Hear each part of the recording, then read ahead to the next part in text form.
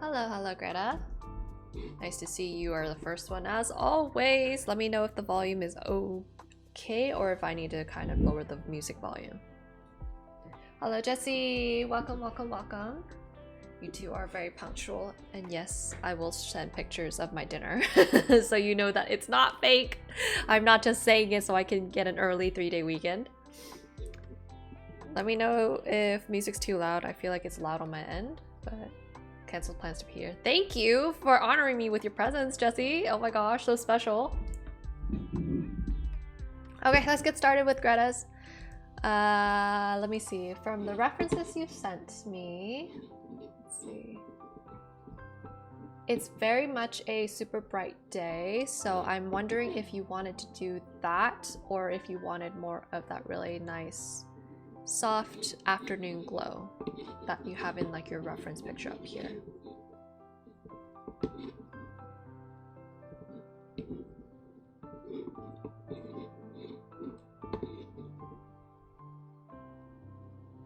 If I have no answer, I will just proceed with, let's do the soft glow. So afternoon soft glow. Okay. Even if it's like an afternoon soft glow, I definitely do think we need to up the contrast just a little bit, because if we're looking at this in black and white, you can kind of see the contrast isn't quite there enough, and it doesn't really bring out that pop of wow just yet. So one thing we can do, we are going to up the brightness of this part right here. So let's see. Interesting. What am I looking at? Okay. And then what I would suggest you do is just maybe go out to say about this bright. And then because things are bright over here, we have to kind of make these not so dark over here. Let me see if there's anything else I'm messing with. Okay.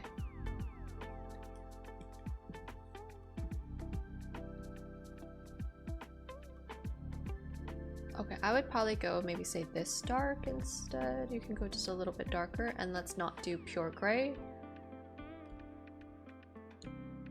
Let's go down to your bluish colors.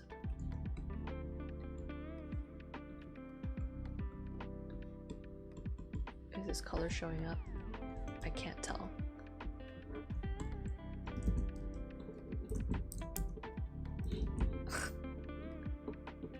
Lost in the sauce layer.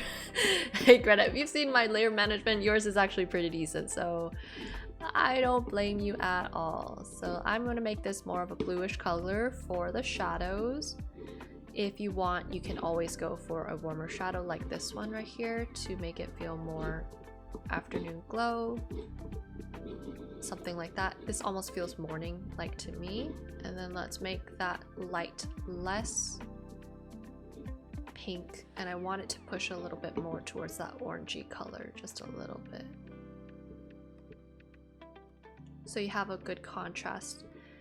The reason why I don't suggest you use pink is just because your shadows are purple, and you want a contrasting color so it really pops out. So I would suggest for more of this yellow orangey color, something like this. So see how just a little bit of that brighter color can make it feel a little bit brighter. Okay, and then otoke, how do I do this? I'm gonna merge some stuff so it'll be easier for me to edit.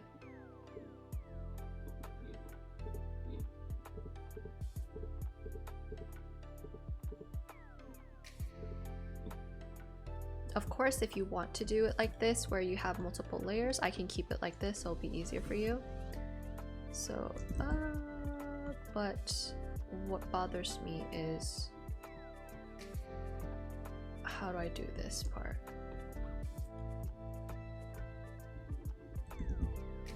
There's something else glowing.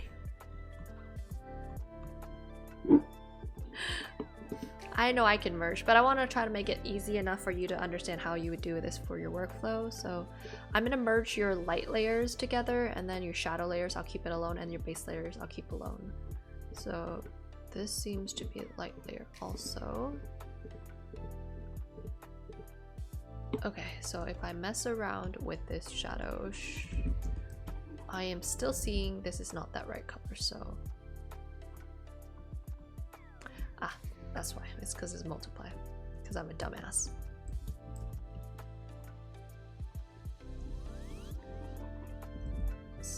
Did I not pick the right color?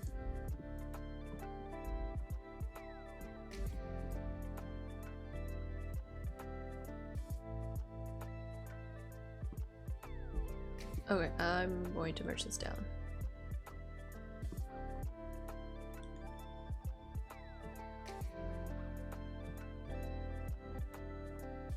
Just to make our life easier.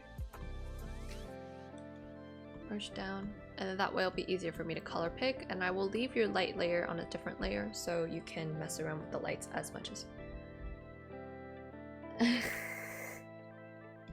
Using them more is good just because I feel like it's helpful for you to kind of not have to worry about getting all the lights areas in the first run, but you have to be careful with the color picking just because we're using blending modes. So okay, let's fix that. For your trees, let's just go nice squiggly squabbles and just fill in some of those edges.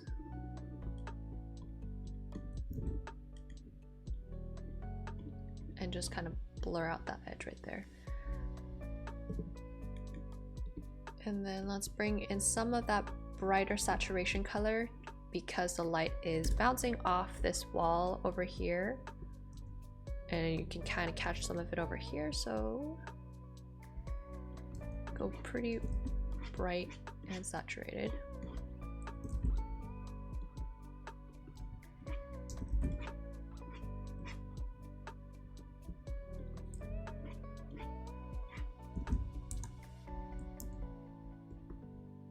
And let's add back some of that light onto this wall here so it's not so dark.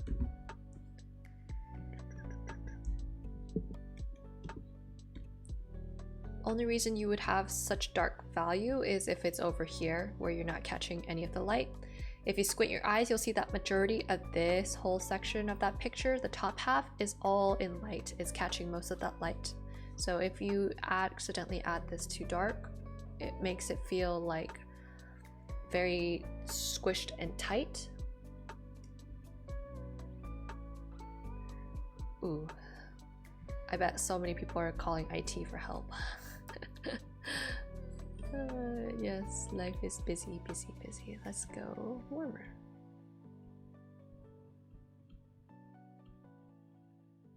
About this dark, maybe.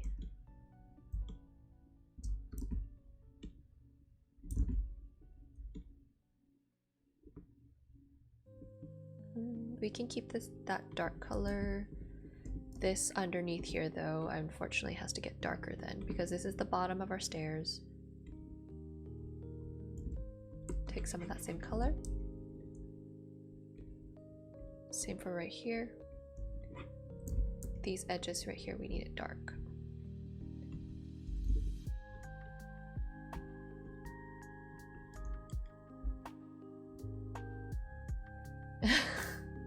Greta, he's trying to make it so you guys have more money coming into your life. He's praying, he's manifesting for that big dollar bills.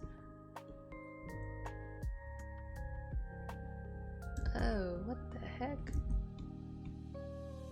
Greta, you're I'm gonna erase this, Greta, because for some reason that plant is on that light layer. It's bothering me. And let's break up, make it look like we have some trees here.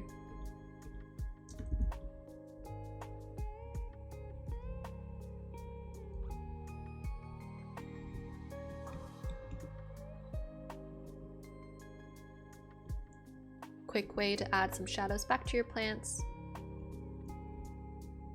We'll do it on an overlay layer on the individual layer itself so we can merge it all together real quick.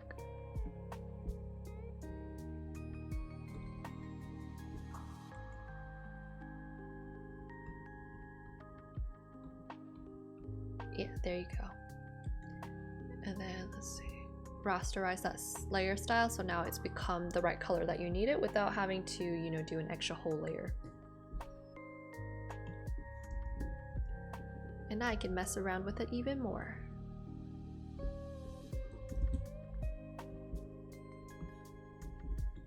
Right here, let's go super bright. Take a texture brush to get that nice pop of accent highlight. Right here, the super bright highlight. And it can sort of look like brick too.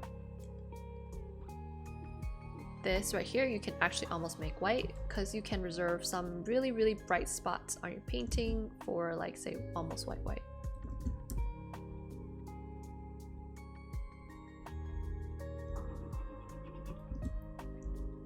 This right here too.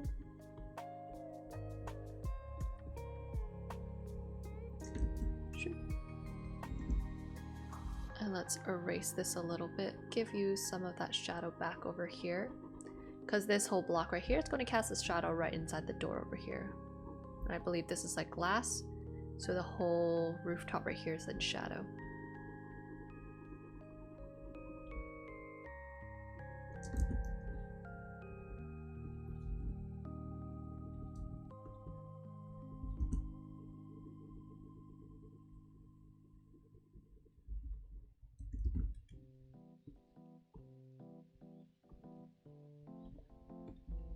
You gotta be careful with this highlights over here, because this is technically still shadow area, it's just you're getting a lot of bounce light.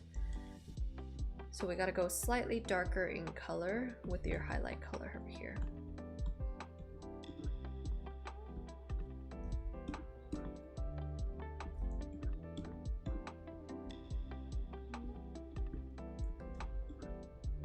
Go slightly darker even.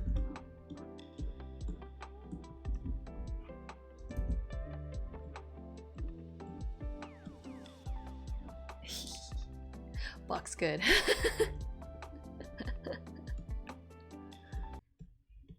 Oops, that music stopped. Purple cat, what are you doing?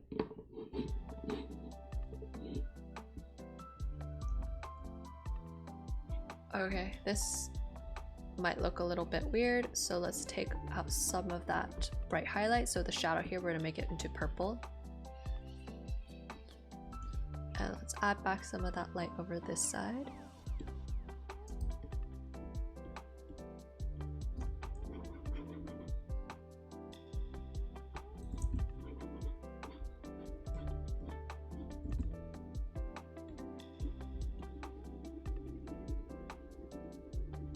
And because you have that kind of bounce light, this shadow is also going to get lighter, and that way it can kind of look cohesive, even though it's like shadow area.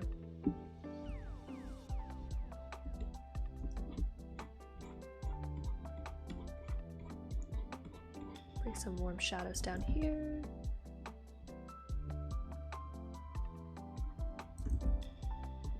I want to make this shadow warmer over here. So let's go up to our magenta color and just go slightly higher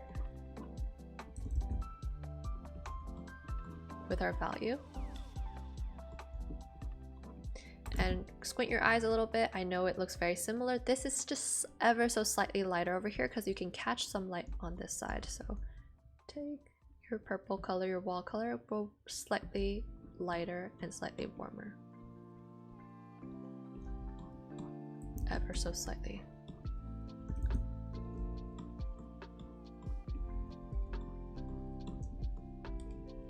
You can keep that really dark color where it's closest to that board.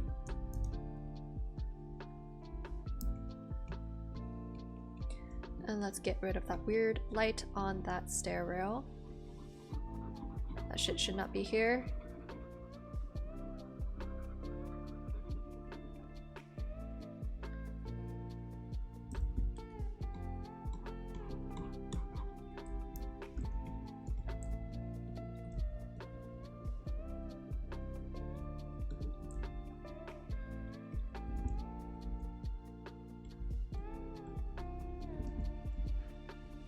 So your brightest spots on this picture is this door right here, this little highlight right here, the edge of the door right here, and this wall. Everything else is sort of really subtle kind of colors.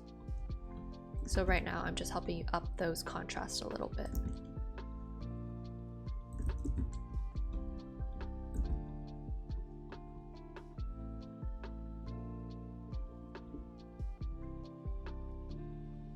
Okay, and then let's bring back.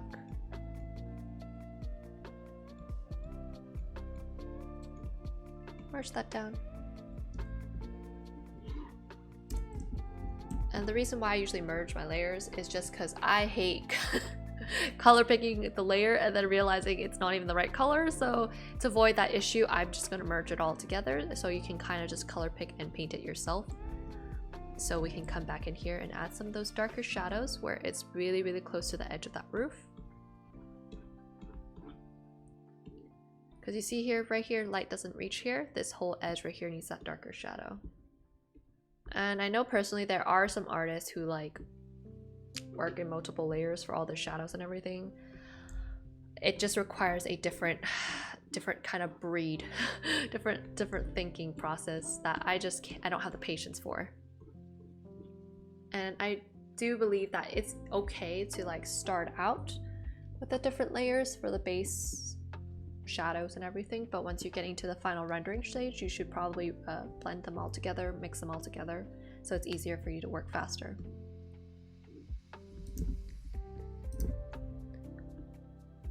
This shadow, let's connect it together.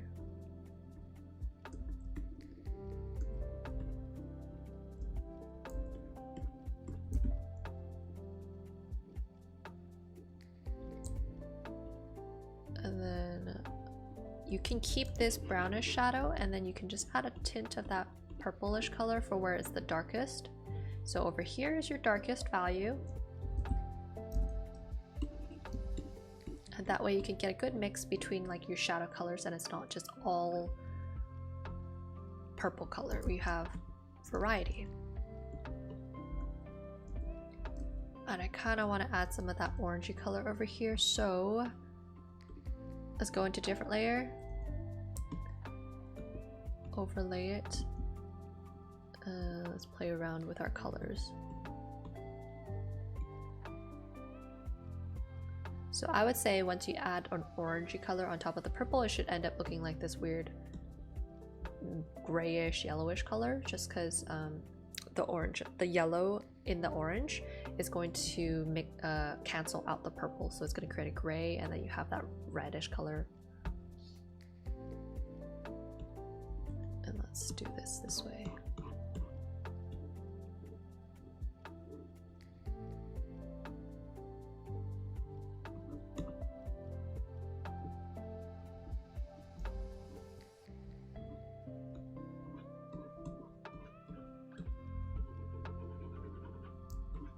Blend them all together.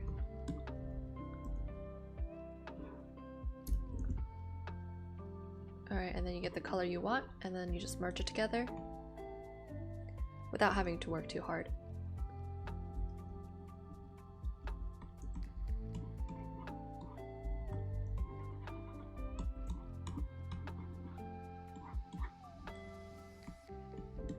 And you'll see I'm kind of sectioning off where the shadow areas should be. So this side of this picture should be shadow. This side should be lighter. And let's go darker for the staircase, because look at how dark this is. This is the same value as this area over here. So even though this is going to be a different color, we gotta go darker.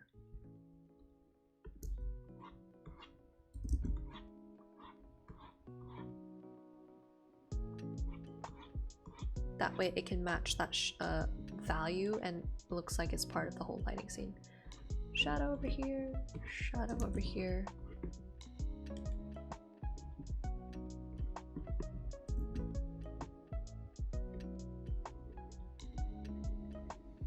And then you can make this a little bit darker to kind of frame the scene a little bit better.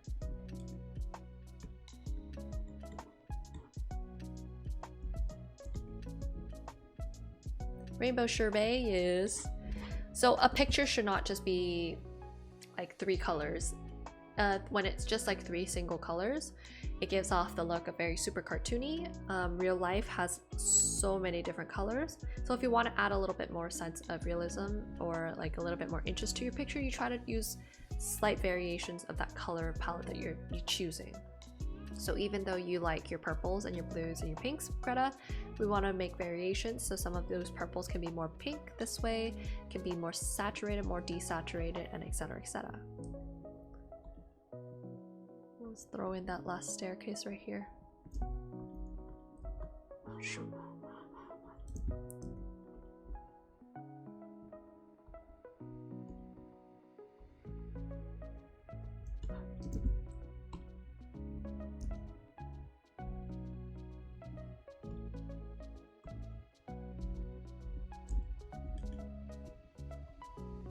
Throw just a little bit more light here so we don't have that weird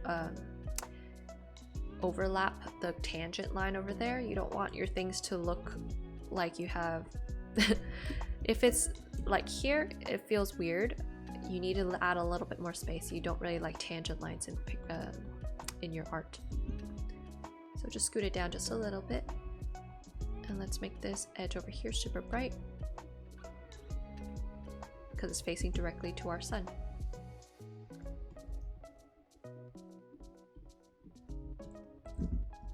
And then to create contrast from this door to the wall, you just want to add a little bit of shadow. And again, if you don't want to have to worry about accidentally going to the wrong layer, Greta, go ahead and just bust out a second layer. Create that shadow, erase what you need.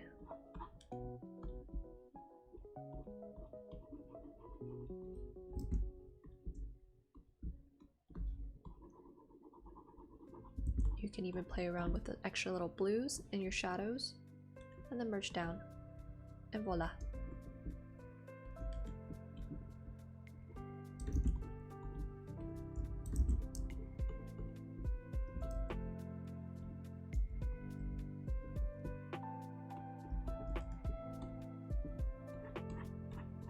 And let's connect these beams to the rest of this plant holder or the staircase by adding just a little extra shadow from this side.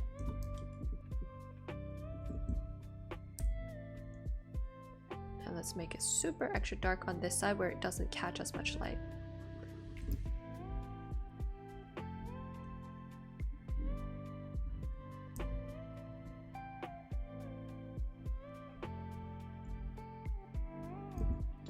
So I want to make this part darker because this side is going to be getting some of that bounce light from this side. So real quick, just select that area.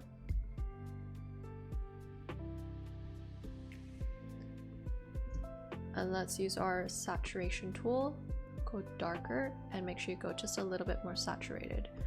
So now this will look lighter compared to this.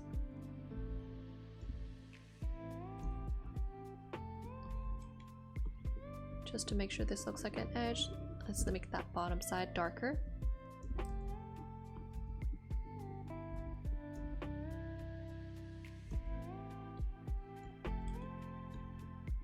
And I would suggest for these warmer areas, you use the warmer purple for your shadows instead of using this cooler blue.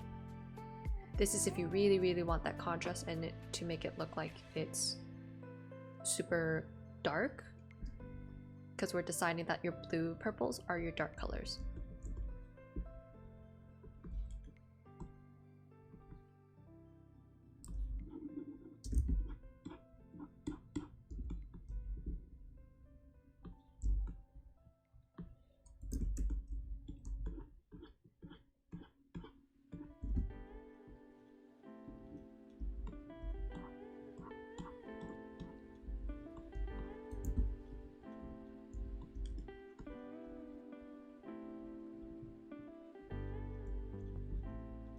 And later on, when you do the window, make sure you just take the color of the window and then you can just build it up.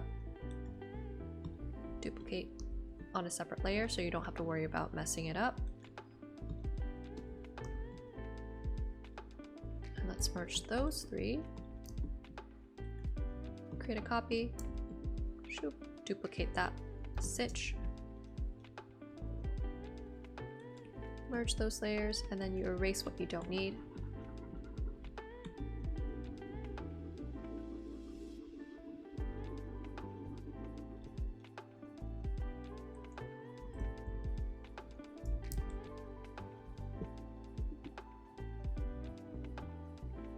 do the opposite direction by, let's see this color.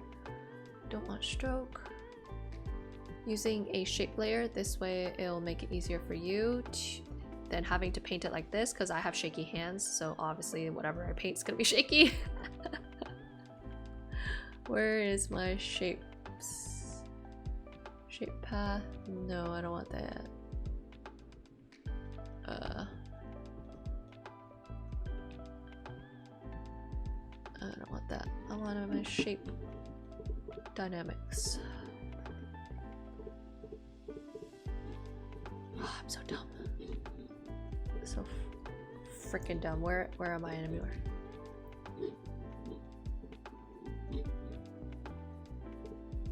Shape path info navigator. I swear there should be a section for me to mess around with that size, unless I've fucked up. Try again.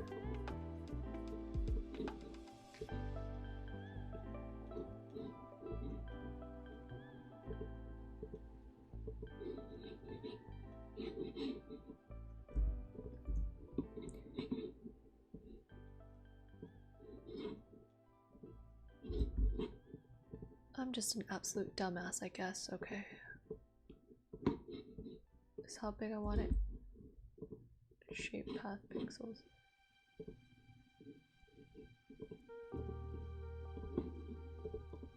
Okay, let's do it this way then.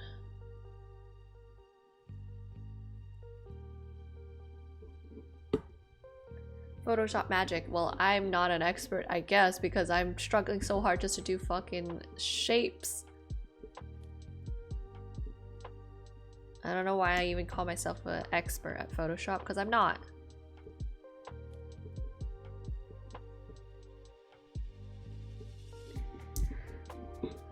Yes, turn it into a regular one. Rasterize it. I don't give a fucking care anymore. Okay, duplicate it and keep that same angle because this window is still consistently hasn't changed. Let's do that last layer. And voila, you got like the basics of that window.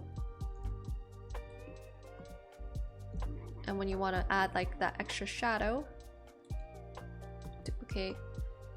Let's put it under.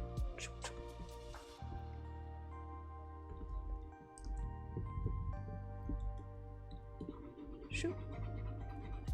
And just move it around however you need it to do. And you got like that really subtle shadow. Same for this guy. Shoot. Lock that layer.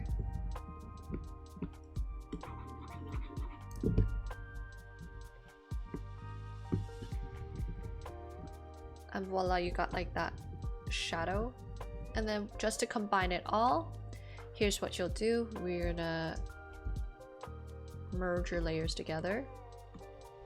Lock that layer, and then we're just going to do a little bit of shenanigans. So wherever you have these cross marks, you're gonna get rid of that shadow underneath.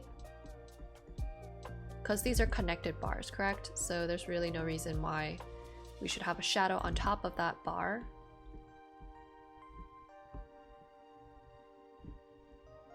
And this is way faster than if you were to paint it yourself with your lasso tool.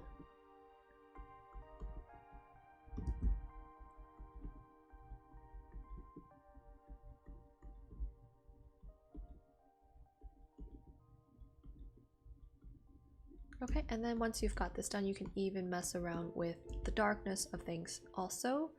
So say I want to make this side of that window darker. You can totally do that real quick now.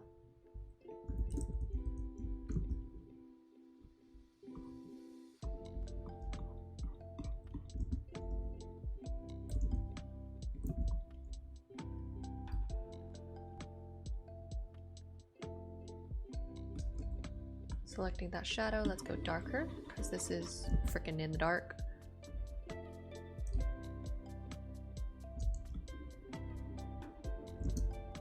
And voila.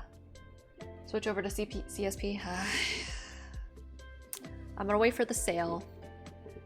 I should have gotten Clip Studio last time, but I was like hesitating, and also a lot of my brushes that I love are on Photoshop, so I bet they would not make me struggle with all the 3D work that's required for assets, because you can just build it on CS Clip Studio.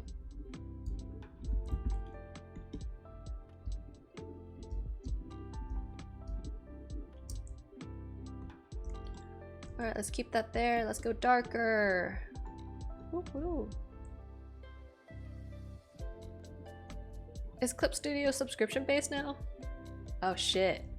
Oh, that makes it so sad. That makes me so sad. It's subscription based for the assets, right? But not for like the actual program itself. Tell me that's true.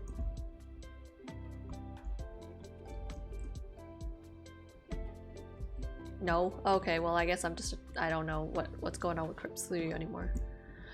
How could they do this to us? I thought they were better than Adobe. Okay. We got our window down in there. And for your figure, I'm just going to block in the figure. I'm not going to draw it everything.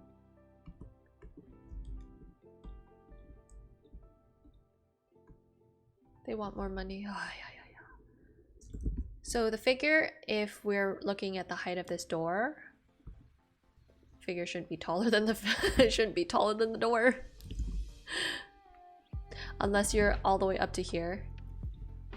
If I remember, I saw Oranjikun's little reel this week with the horizon line. So let's say that this right here is that horizon line. Oh shit. Oh, where am I? Ah, this one. I don't know if that really applies here because we don't have more than one figure. Okay, whatever.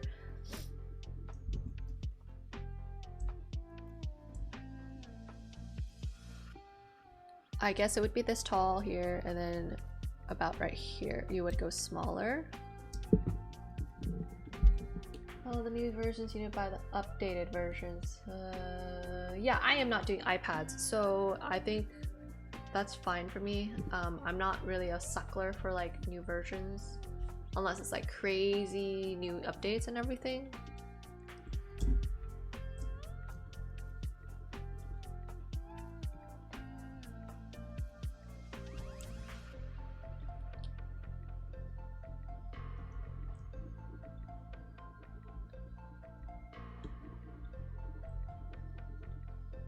Okay, I'm imagining you have a figure right here and they're stretching to say good morning. Yeah, so I don't think it's applicable at all to here, so we're gonna forget I even mentioned it, because but just basically make sure that your figure right here is not going to be like crazy taller than the door, just considering that the door, if it can't fit through the door.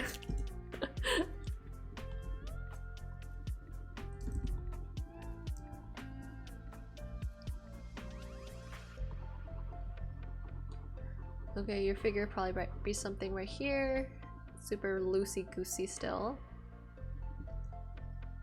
Let me work this back to be bending backwards. Ugh, this is why you don't erase till you're done.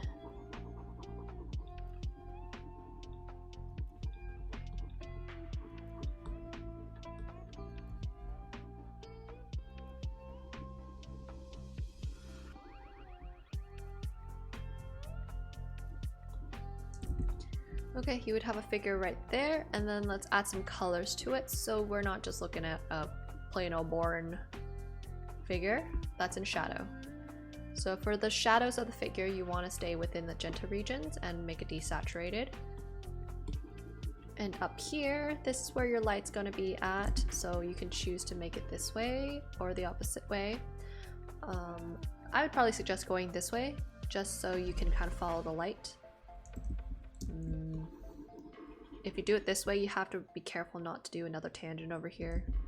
So best way, nice straight line, so you don't have any mishaps and other accidents. Make it look like the tree shadow, because this is technically like a shadow from the tree, and then shadow from this top side of that rooftop or whatever. For the figure, let us go maybe this pinkish color for the light. Okay, and if this is like a shirt over here, we're going to go ahead and use some of that yellow white color. Now I have no fucking clue about what colors you're gonna use in the figure, but I'm just trying to say relative wise. Well, if you have to know, it's going to be barbecue. There's this new place that I saw on the socials. It's called Hibiki Barbecue, and it's like opened up new near me, and the inside apparently looks like Japanese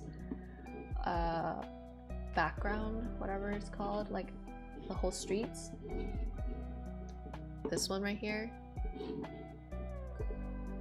And my friends are in town for this weekend, so sorry to say you guys are not the most important in my life. Texas BBQ? Do I live in Texas, Jesse?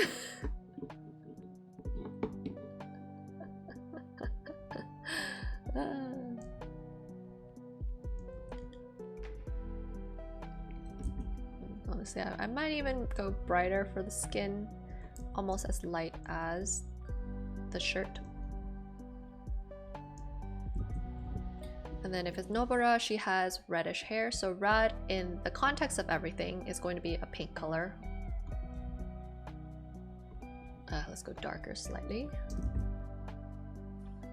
So in shadow, it's going to be this darkish pink red. In the light, we'll go for like, let's go pink. I'll go for kind of a carmine red. Nah, I scratched that. Let's go for pink. I think the orangey red is just contrasting too much with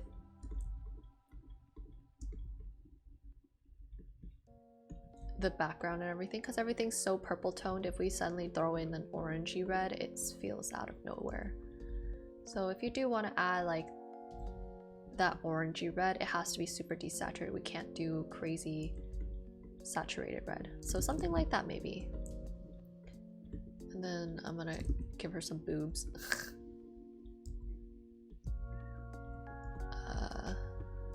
Shirt right here. And then let's give her that school skirt. It's about this long, I think. The most fucking messed up thing. You can make it like she's like getting ready to go to class or something. So her shirt might be partially buttoned. I don't know. I'm just bullshitting here. And let's take a bluish purple for the shadow for the shirt. And we'll just make it lighter. Shoop, shoop, shoop, shoop, shoop.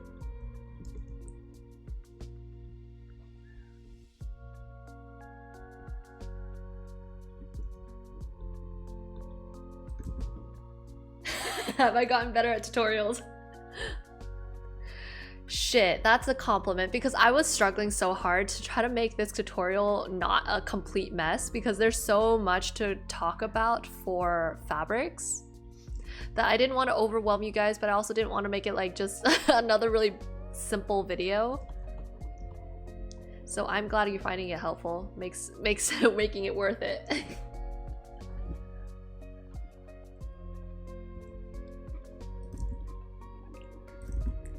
And obviously I did not go over, say, like pants specifically, but a lot of the tips that I do talk about are supposed to be applicable to all types of fabrics. So if you do want to like do baggy jeans and stuff, the same idea goes as if you're doing a skirt, but you're just gonna make the fabric a little bit more restricted this time. So shoot. Alright, maybe some shit like that. I don't remember how her outfit looks like anymore. I think she has boots. Can't tell. Okay, anyway, so that would be maybe how I would place the figure in there, and then you can add your little doggy over here. Let's use...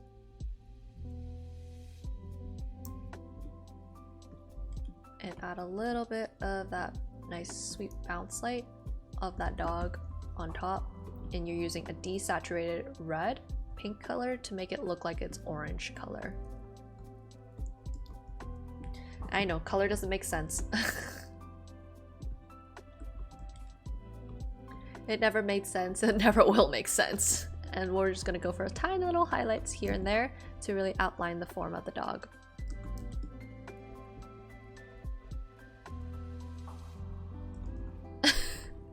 Some shit like that, I don't know. Nice shapes. The messiest shapes you'll ever see. I know, I know. And then I'm gonna make her skirt right here that brighter color. Add some shadows so we're not just dicking around here. Okay, maybe something like that. And then you can just finish off making everything look really put together. Finish rendering the plant pots over here. You're gonna need to add those shadows. So this part should be darker because it's behind. This should also be darker because it's behind. Hi! Ay, ay, ay.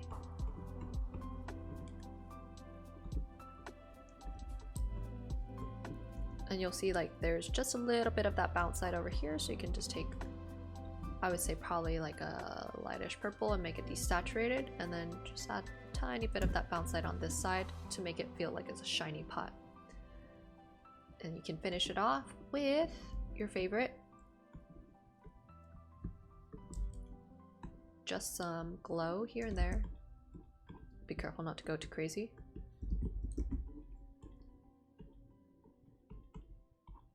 You'll do it mostly for the really bright regions, so wherever you see those white areas, you can do it just a little bit underneath that rooftop. Be careful not to go too ham.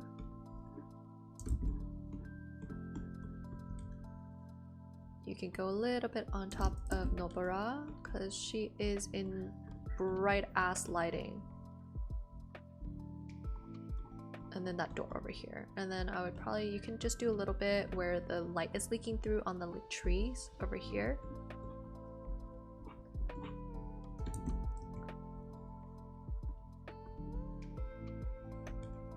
And so it's all about building layers with these lights areas and everything. Don't stress about having to do it all at once. Okay, Greta?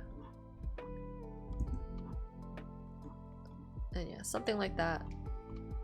Just super subtle. It makes everything feel like it's overexposed and shit. And usually what I like to do, this is in no way like mandatory, I just add a couple of these sparkles here and there. I'm gonna do it a different layer though.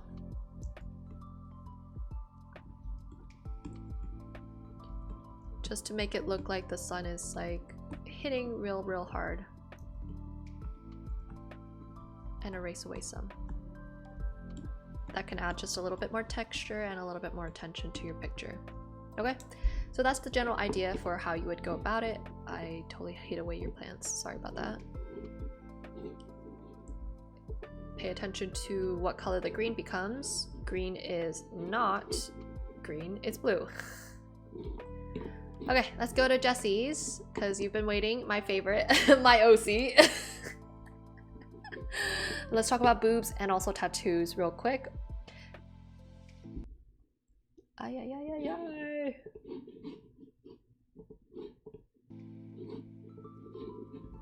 Yark.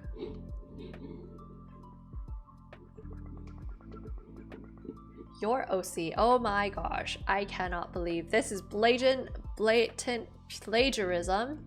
If there's no elf ears, it's still my OC, Jessie. You gotta add the elf ears first.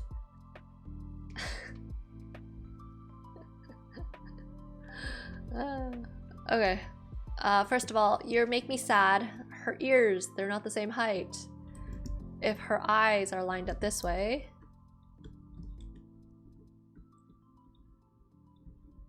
This way. Oh my god, fuck off. This way. I need that same tension to the ears.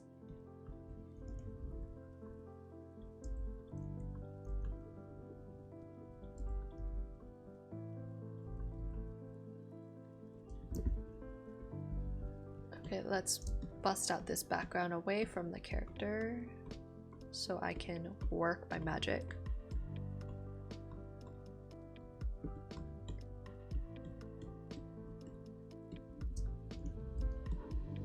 Shoop. Shoop. Shoop. Shoop. Shoop. Okay. Be gone. Background. One layer easy magic.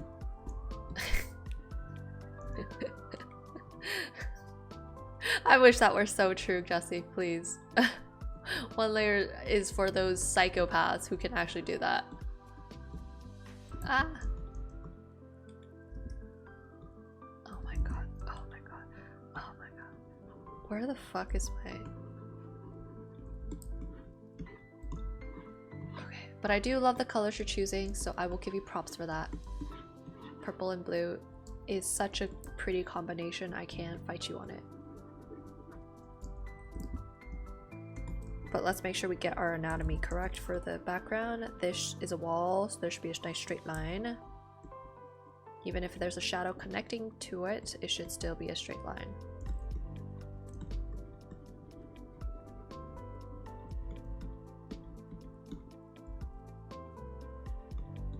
I'm hiding the shadow because I'm going to tell you what color you should choose instead.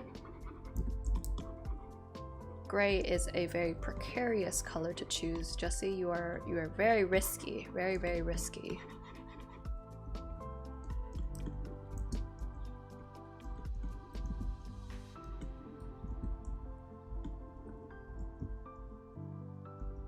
Alright, if you do want shadow to go back up on here, we have to imagine that that shadow gets affected by how the wall kind of goes up. And so the shadow's got to go up. Okay. Now I don't know if it's a wall or some shit, but I'll just pretend it's a straight line for now. It could potentially be some kind of weird tree, bush, I don't know, some weird kind of stuff. It's a wall on a wall. Okay, makes my life easy. And then again, because this is a wall, and if you can think about how you fold a box, a paper box, these right here, this side is going to be farther away from the light, so we have to add back some of that shadow in here.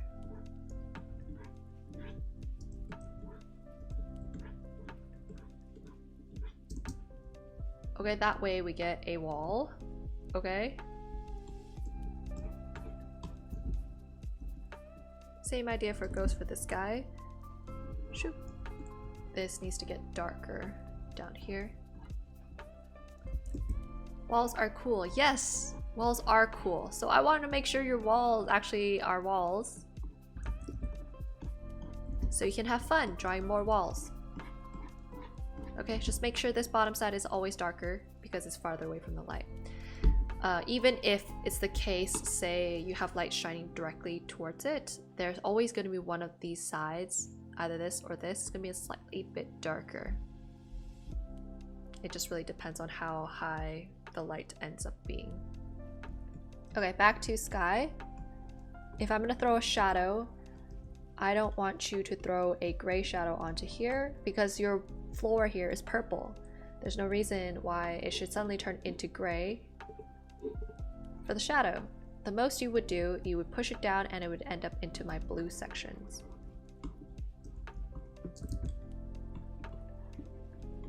Because shadows are saturated, they should not be desaturated. Only time it's desaturated is if it's light. Was a blue shadow? Okay, well, Jesse.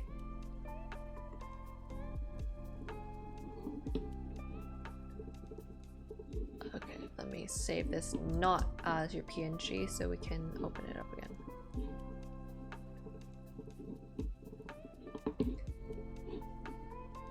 While it is a bluish shadow, take a look at what I do when I add a bluish shadow towards my purple.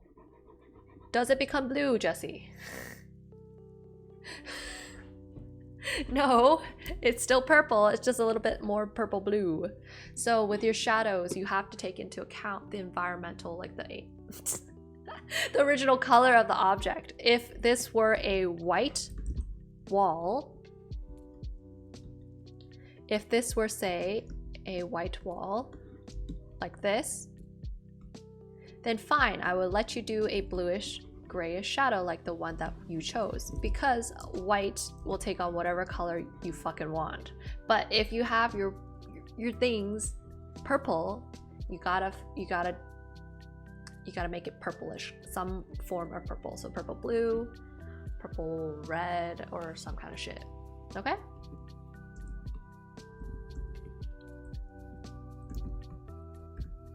Lesson learned, exactly, and you'll never forget it. Not after I called you out for that shit.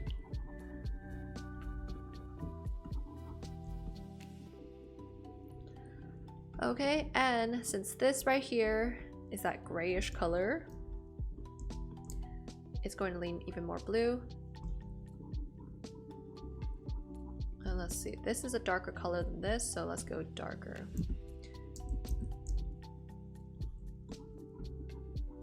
And then I want to make the shadow slightly lighter because this is not such a high contrast light. And voila, the shadow looks a little bit more believable. And let's blend out everywhere that's not directly, you know, touching sky.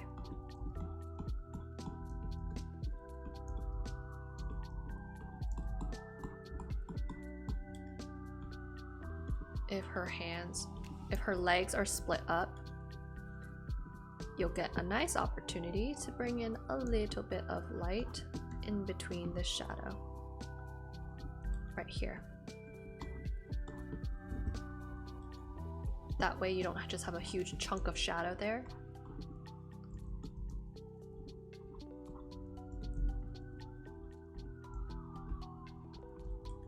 Yeah, and then you can have some more lights here and there and it'll look really nice.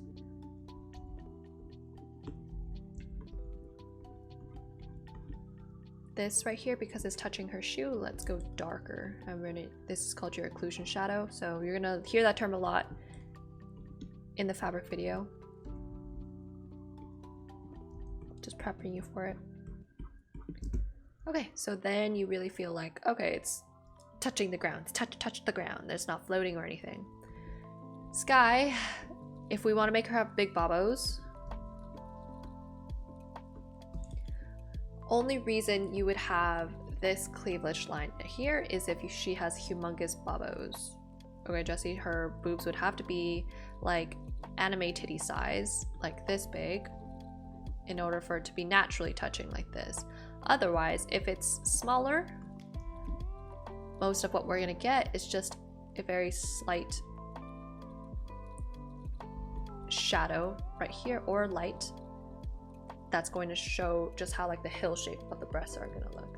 Big bobos, some people may draw her. For me personally, I drew her not with big boobs, but hey, if you are in the mood to draw big boobs and practice your boob physics, we can do that today. We can make her be a thick girl. I mean, isn't that with Sakimi-chan? She draws every single girl with the hugest boobs ever. Even if they're not naturally like thick like that. Okay, so we'll just do a middle ground, make her nicely well endowed.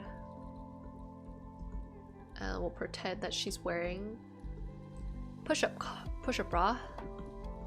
Okay, if she's wearing push-up bra, I will accept. I will let you draw her with these anime titties. Okay, we can do it like that. Let me choose a color that you can actually see for Pete's sake.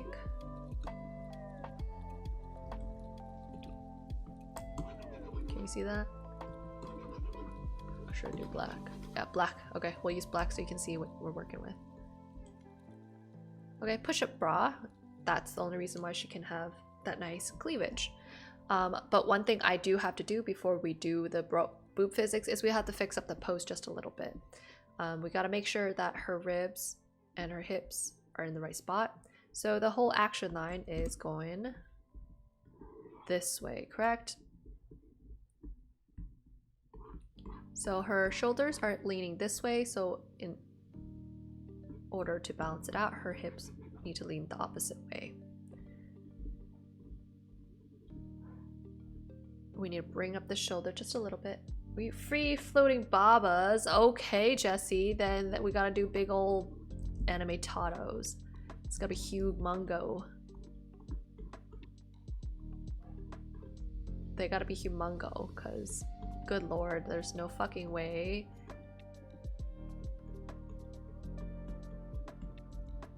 No bra anime style.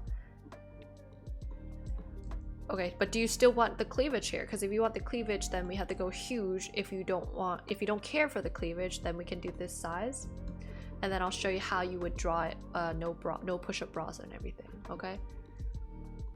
And this is typically how most breasts would be painted. Okay, so let's talk about the anatomy. I'll bring the breasts back in a second. You gotta bring shoulder should be higher up, okay? So let me see if I can warp it here. It's not perfect. Okay, bring her shoulder up.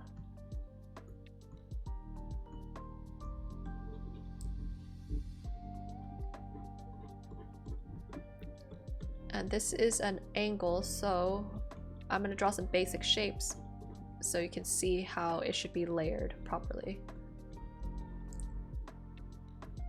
So cylinder for the rib cage, this top part of the shoulder, also this cylinder, and it's going to be kind of tapered down. Default babo. I know, we are so inclined to draw anime titties, but not all boobs are made equal, so. This is the top part of the thigh. The crotch is going to tuck inside and it's going to hide right under here, if you can imagine it. It's like this, but being hidden by your thigh.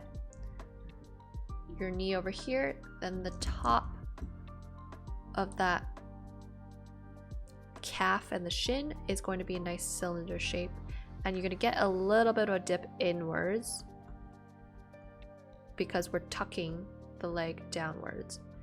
And as such, the direction of the foot should be facing slightly more towards the left to follow the direction of her leg.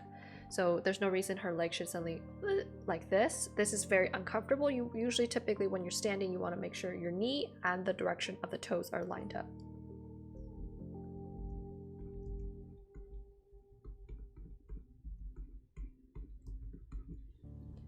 Okay, and then you will have more cylinders for the arms. So cylinder right here, it's gonna be tucked inwards, cylinder, comes out, and I would suggest we bring the hand out a little bit so you get that nice little diagonals that are leading our eyes back towards sky. Okay, so let's do some plastic surgery to fix this up.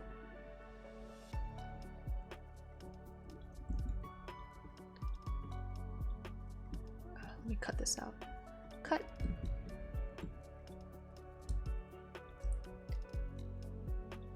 And when you are doing this pose, okay, you're gonna see you typically have your arm tucked in behind here in order to be able to create that nice serving tray kind of pose.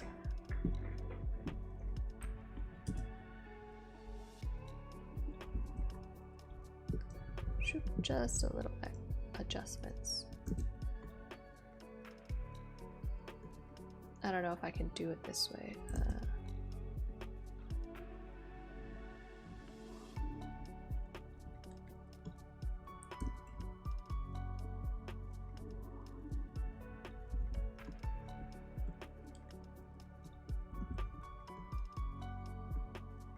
Okay, tucked her arm in just a little bit, and let's get rid of her jacket a little bit. We'll show you how to make the jacket look baggy because she wears a parka, which is a baggy son of a bitch.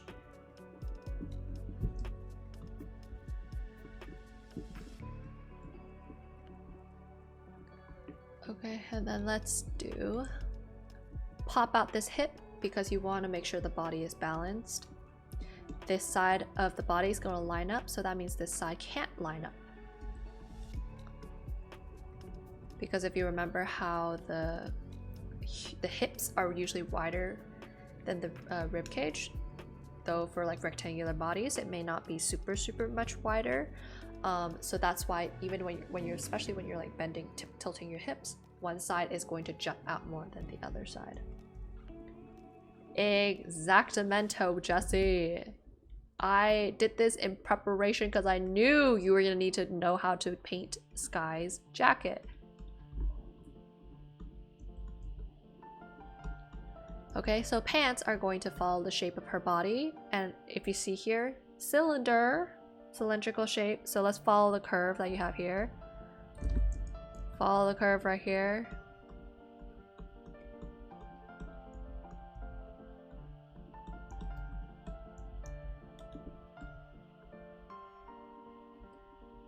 And because she's tucking her arm inwards,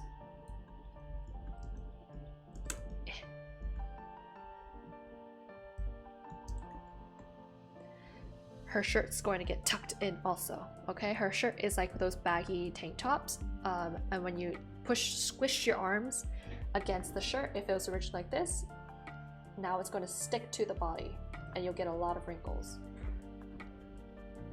So really Sky is all about the baggy clothes.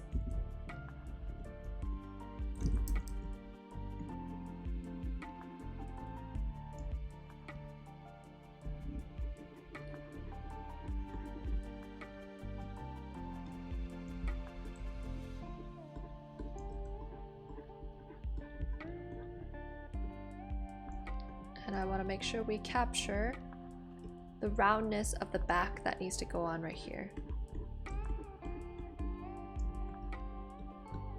And let's just get rid of whatever boobs that's happening right here, and so we can learn the physics of it properly. And because you are looking at Sky from above, remember what I said, closer objects are bigger, right? So her goddamn head's gotta be bigger. There's no reason it should be like so much smaller than her shoulders and her neck. And it should be stacked on top.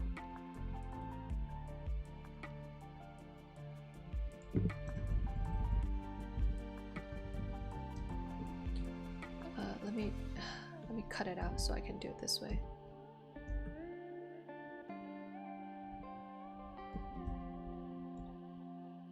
Okay, see how that now looks proportional, like her head can fit the two shoulders properly compared to before. Super small. She looked like a dwarf or one of those garden gnomes.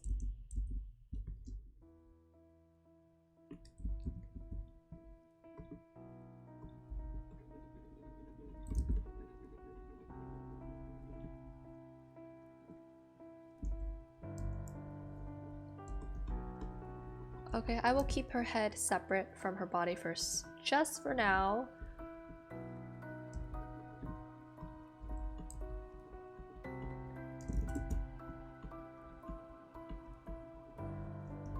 And here's what I'll do for the hair to make life easier for us.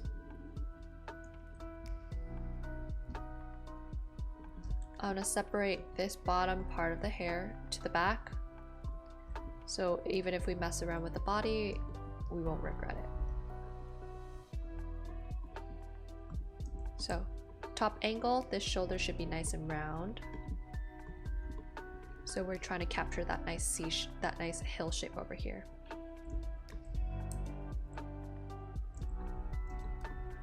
I'll make this shadow.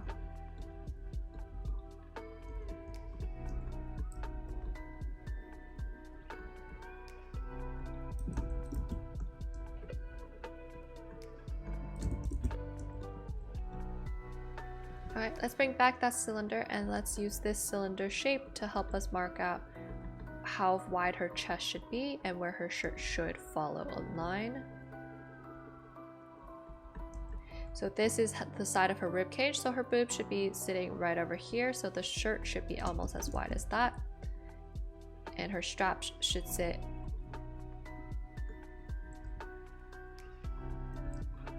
farther out because her shirt is a tank top. Baba tea tutorial. Maybe I will throw it into the poll, and if you do want to manifest it, I need to see all the Patreons rally for it. Can't pick favorites.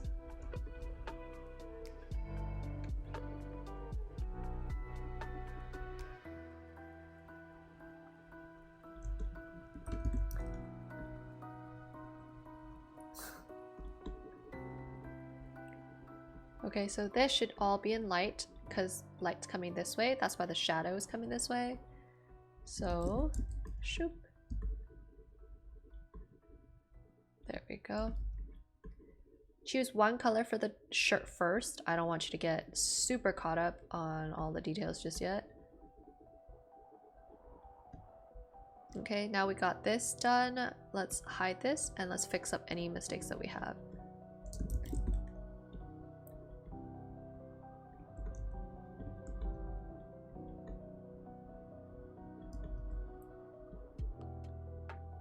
Okay, the arm might cast just a little bit of shadow, but not too much.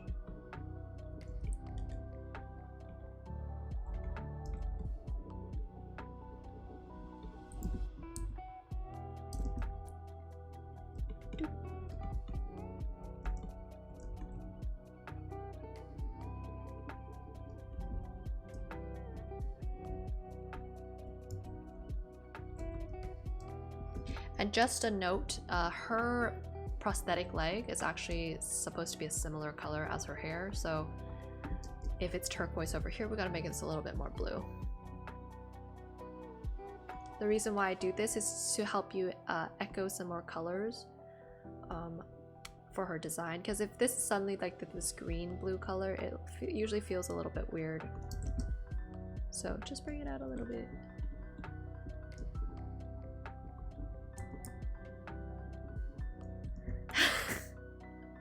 My bad.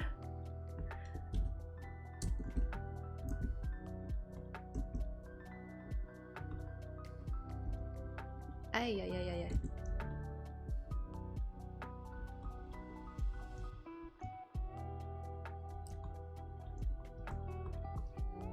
I know, how dare I try to tell you what colors to use. Shame on me. Ah, stop freezing. I'm also going to erase her jacket because I want to put it on a different layer so we can show you how to properly draw a parka.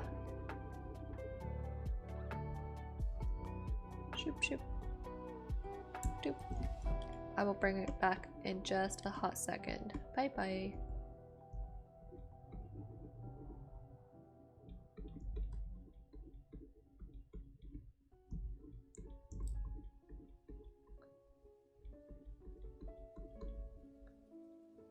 Don't even know what a parka is. Oof, Jesse, don't you live in Texas? Doesn't it get cold in the winter?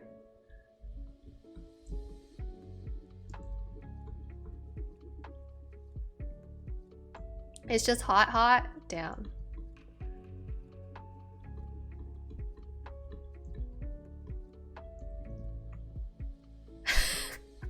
You're right.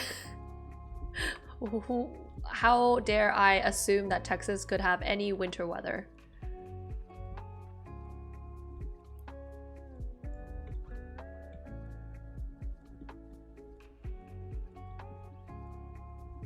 Okay, we're going to hide the hand for a hot sec. Get rid of that fingers because it's not even right, so might as well just get rid of it all at once.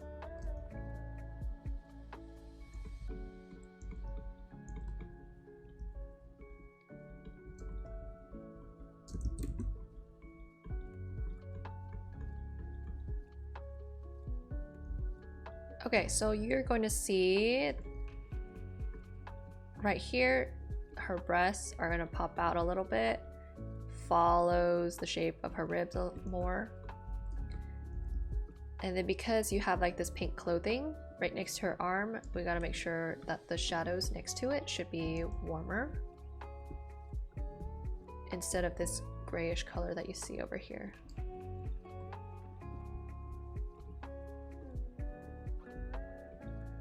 So you can honestly push into your pinks, your reds.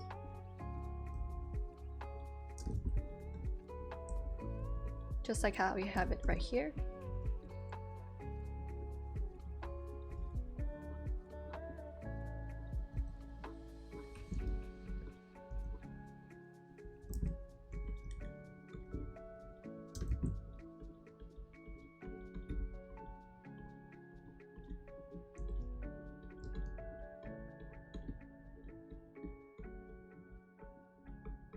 And then I usually just add a few wrinkles to the shirt to make it look like it's baggy. And then let's determine the main shadows of that shirt. So this top part of the breasts are going to catch that light, so the bottom of the shirt should not have that much light.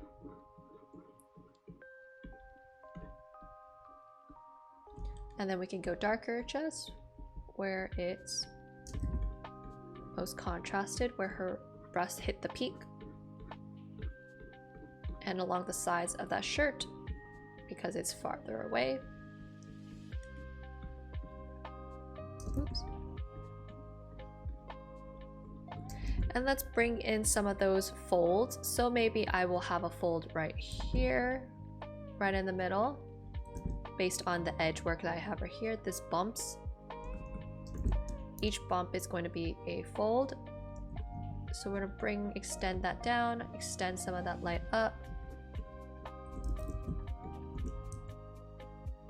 Bring that shadow over this way.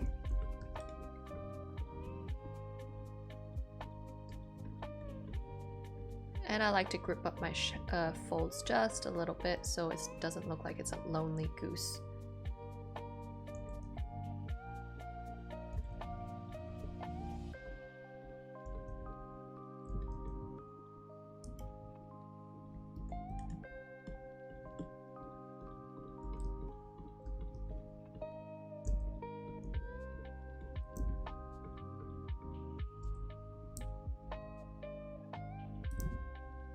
And typically, if she's not wearing a bra, determine where the nipples are.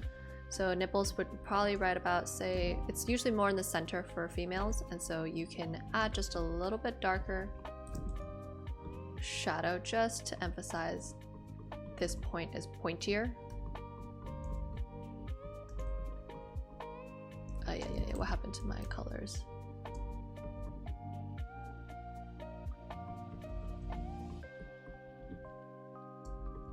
But if you have like a fold that so happens to be over the nipple right there, let's see, we'll do it over here.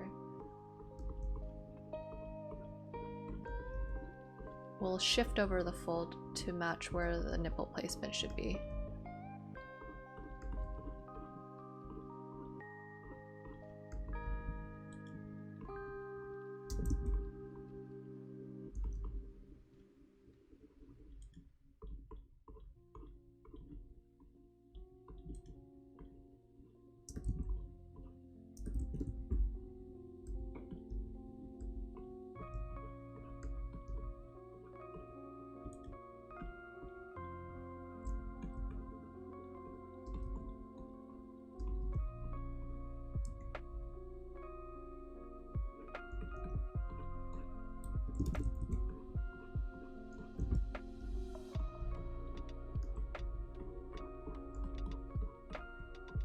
And then let's talk about how the boob physics would work right here. I just want to make this dark enough on the side so you can really see the edge of the arm compared to the edge of the shirt.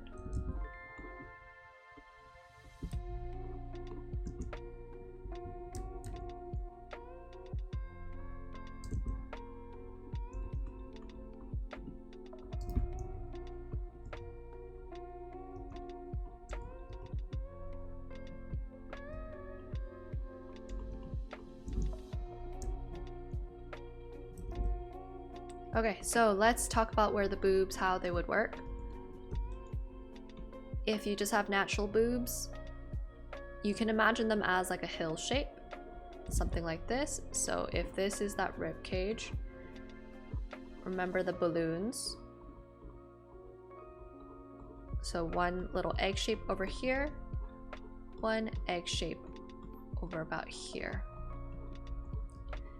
As the breast size increases, the amount that they touch also gets closer and closer. And so we're gonna say her nipples are right about here, right near the middle. And this is that 3D shape that's gonna happen. This is where it's going to pop out for this way. This way, this way, this way.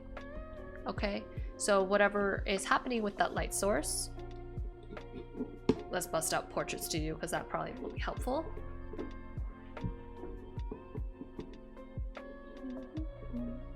After we finish the boobs, I will quickly go over the jacket and then let's go to Misu so he has enough time to talk about his studies. If I run out of time and I don't have enough time to talk about parka, I will do a tiny little written tutorial for you, Jessie, because I think that's really important for you to understand and it'll probably be helpful. Delete. Go away. Okay, see boobs? They're balloons, bags of balloons. Sitting on that rib cage. And if you can imagine it, this right here is the bottom part of the boobs, the top part of the boobs, the apex. And as we move the lighting around, so see how the shadow of the boobs is dividing it into halves? This is the top half, this is the bottom half. And then you get the really nice dark shadow from where the bags of balloons are lying on top of that rib cage. Now, if we're doing it this way, you're gonna see there's no anime titties, no V shape, no valley. Instead, what we would get, okay, if your angle is like say right here, what we would get is just maybe a little bit of shadow on this side of the boob and this side of the boob highlight. And this is for, say, I don't know, like medium-sized breasts. For smaller breasts, it's going to have less of this under bag side of the shadow. It's going to stick more to the rib cage. You're going to get rid of that extra shadow and it's going to look more like little mountains on top of a flat land. So let's get my black out. So if you contrast it with larger breasts has the opportunity for all this round type of shadows, but for a flatter breast,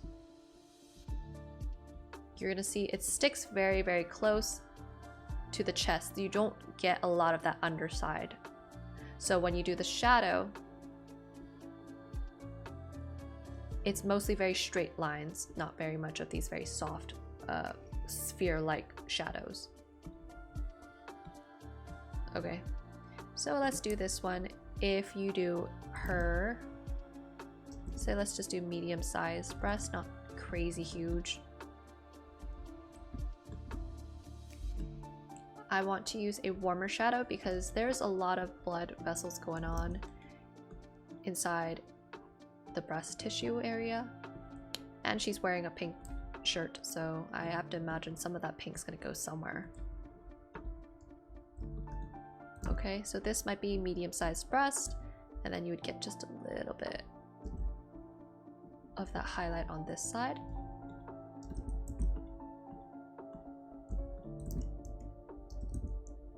And just oh so tiny little shadow. Super, super tiny shadow. Super, super tiny shadow. If this is medium-sized breast that we're talking about. If we are talking about even smaller sized breasts,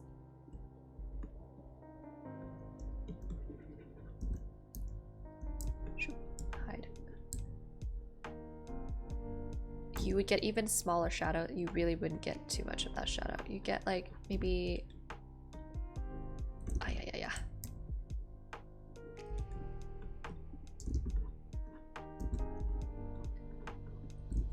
something like this. It'd be pretty flat. This right here you would probably also shrink because the size of the breast not so big anymore. Shadows wouldn't be as dark. these shadows wouldn't be as dark because you're not blocking as much of that light, right? You'd probably get smaller size. This right here, it would stick closer to the rib cage because nothing in that breast is large enough to kind of protrude on the outside. Because small boobs, itty bitty titty committee. Okay, so small boobs not going to stick on the outside because there's just not a lot going on there. It's not going to move out of place. Whereas for larger boobs, you might have a chance to kind of stick out a little bit because you are pretty well endowed.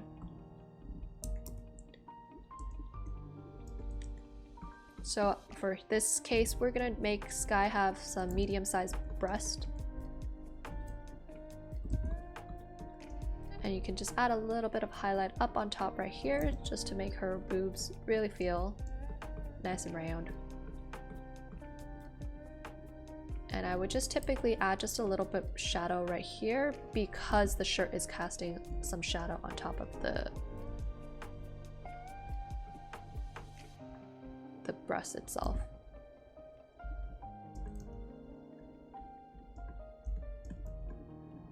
Okay, this side should still be in light because it didn't get blocked up.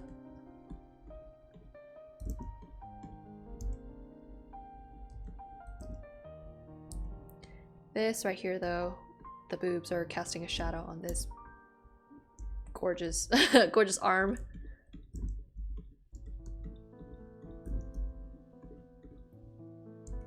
Save her right here.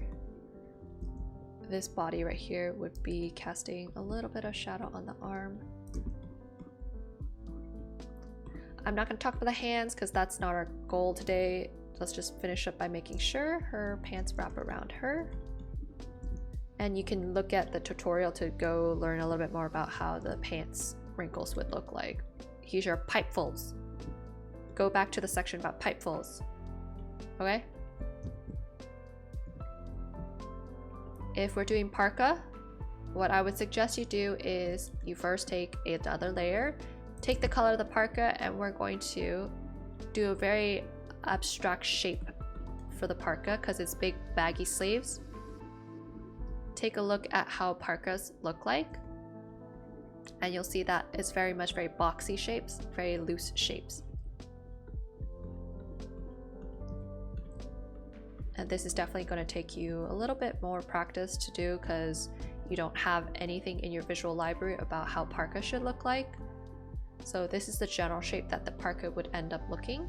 Super baggy, you don't see the shape of the arms at all. Then you would bring back some of those shadows. So right here is where the overlap of the top part of the parka would go. Top part of the parka. And then right here is where that overlap again.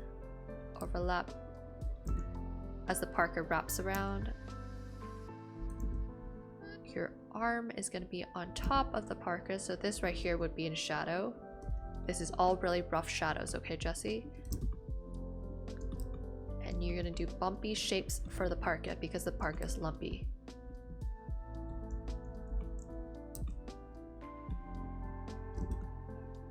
Super lumpy shapes, shadow, something like that. Okay, super general ideas, and then you would keep building the values, add some shininess to it, add the deep dark shadows and everything, okay?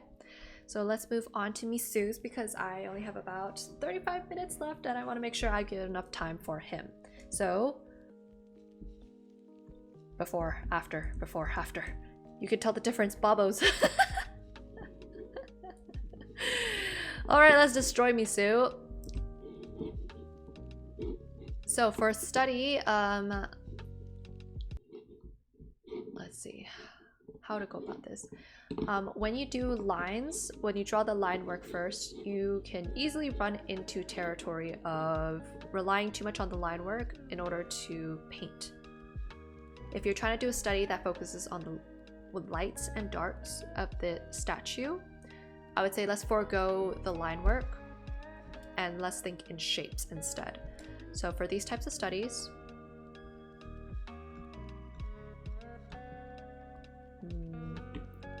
let's see. I'm gonna hide this baby. So for these types of studies, let's first turn this into black and white. So you're just looking in value and you're not thinking about colors at all.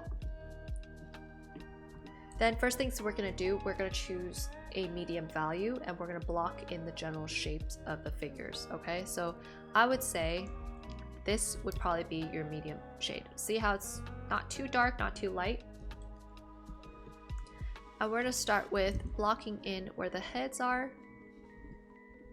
block in where the hands are, and this is your opportunity to just focus on what shape you're seeing and not necessarily what that figure is, what that limb is, or like what are you actually looking at.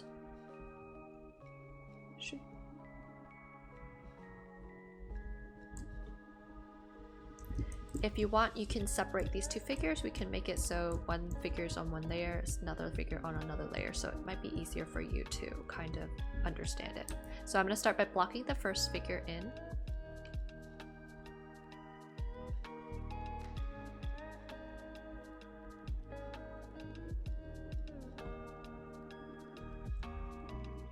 And I see that this whole thing right here should be one single line.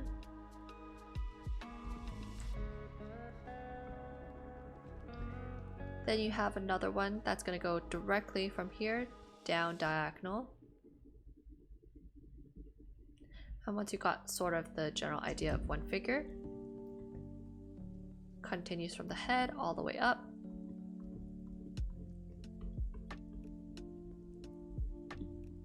And when you're blocking these types, you want a nice general super blocky brush. I don't recommend you choose, say, these round brushes. It's too hard to try to paint using a round brush for blocking areas.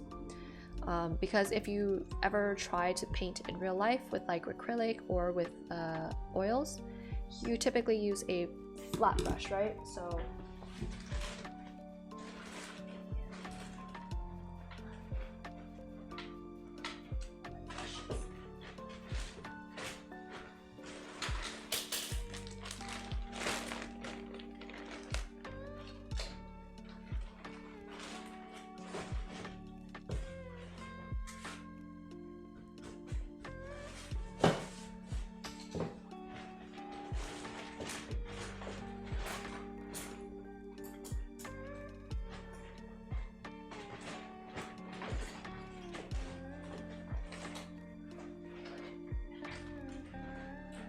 know where my acrylic brushes went, but basically you typically use these types of brushes. Alright, so this is not necessarily acrylic brush. This one's a little bit too soft for acrylic, but you want something that's flat like this, so you can create nice big broad strokes. And then let's take a look. This is diagonal, so we're gonna go diagonal. And it's just this weird kind of blob shape.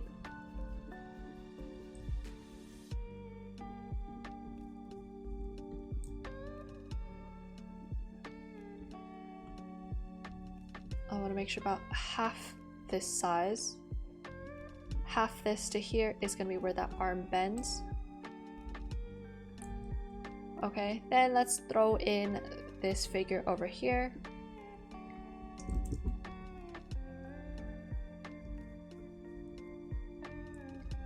Pay attention to the negative spaces. So how much of that space do we need?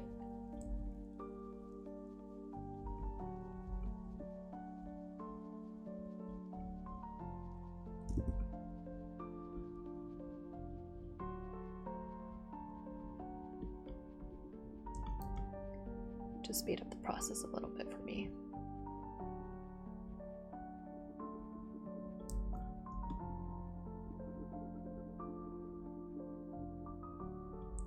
And this is your time to just double check everything in proportion. So this arm right here, the bend, should have a little bit of space before that hip dip.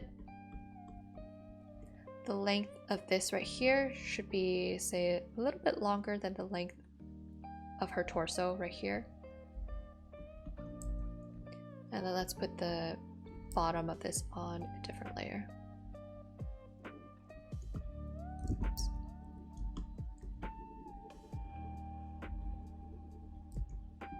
Okay, so we got this weird blob shapes. Okay, so you don't know what the fuck is going on. This is time to sculpt the figure out. So we're going to choose a slightly darker color, so halfway between here to black. I'm going to use this for our shadows colors. So we're going to link these layers so we don't accidentally go out, and we're going to block in your shadows. So the reason why I asked you to do it on different layers is if you make a mistake, you can always erase and you don't feel obligated to, you know, be super careful about everything.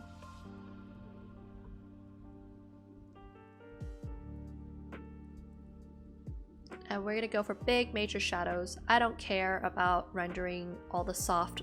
So this is soft, I don't give a shit. I'm just going to block it in first. Where should be shadow, should be shadow.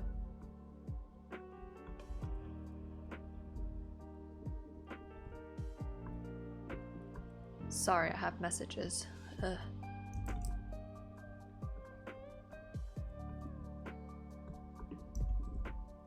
Okay, shadow right here. This whole hand is gonna be in shadow. This side of the head is in shadow. Oh, I forgot.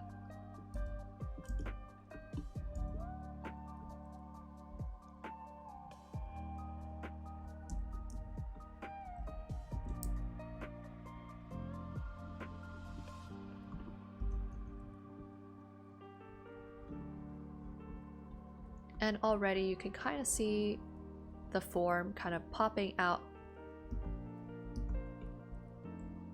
Yeah, so I used to do that. When you focus too much on shadow transitions, oh my god, I'm gonna turn off. When you focus too much on the shadow transitions, you're going to get bogged down on just one tiny section, and by the time you zoom out, you're like, oh shit, I got nothing done, just this one part.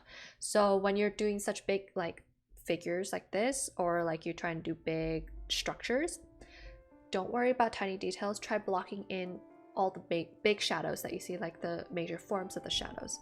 Once you've got the lights, the darks in there, then we can come back in, bring your soft brush, and then blend some of the edges out. And that way your picture, you can go faster and it will look a little bit more cohesive. You're not just paying attention to one single area. So this is like a type of workflow that you'll do even for, like, say your regular pieces for your colored pieces. Work on the big details first and then start with your small details, or else you're gonna be stuck here forever doing the, like, just that tiny little thing. So if it's not as dark, you can go just a little bit lighter, just block it out.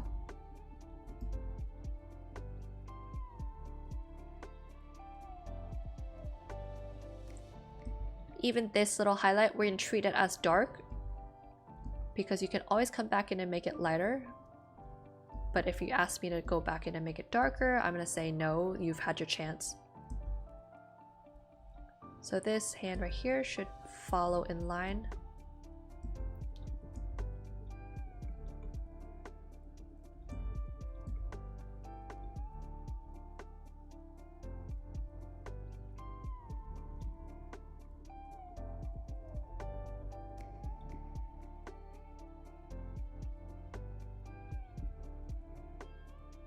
Okay, and then let's see that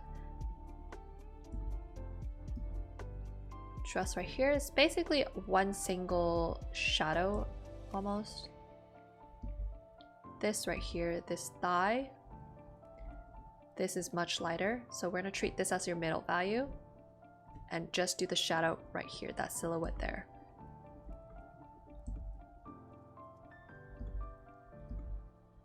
And it's gonna follow along with that thigh. And then let's go back to the bottom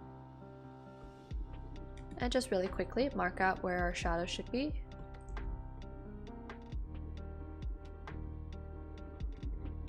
Or we can always make it a little bit lighter.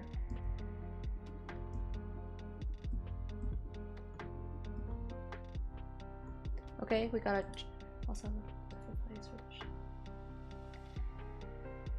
yes, so that's why you want to stick to 3 values first. Okay, get all the 3 values down. So your brightest bright, your medium tone, and then your shadows. Once this is all done, then you can like evaluate as a whole keep your canvas zoomed out like this. I don't want to see you zoom any farther than this. This is no, you can't go farther than this. You have to stay here, okay? You should be able to see the whole picture from far away all at once. I don't want you to be able to see any nuances in the light transition, because once you see those transitions, you're going to get bogged down like crazy. So honestly, for the first stage, you can even go, let me duplicate this and then merge these, merge down. Let's duplicate one more time. I would even suggest we go, you can even go this far to up the contrast, so you're only seeing like big major shadows, and you're not going to be able to say, oh, this is highlight, or this is like a slight highlight inside my shadow. No, it's just shadow or light. There's no going back on yourself. So here I can see I made a mistake. Where it should have been a shadow, I didn't do enough shadow. So see, I'm not perfect.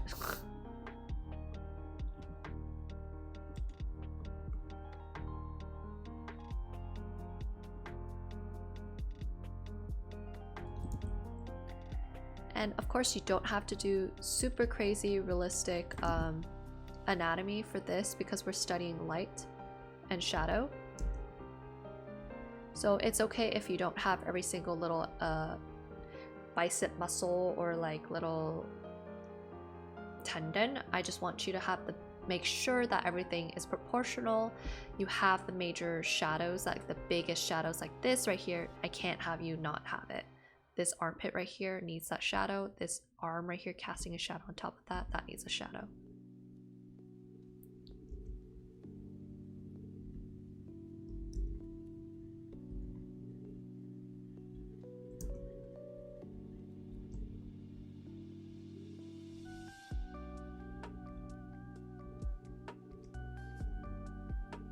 And really quickly, this is how it can help you a lot in simplifying what you're seeing.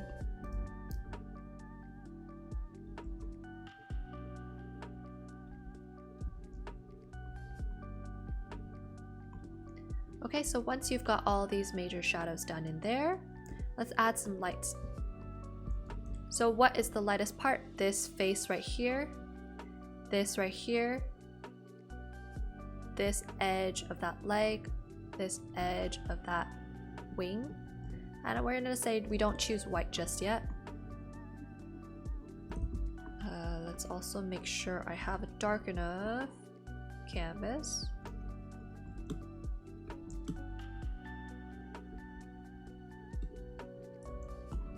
So everything looks appropriate.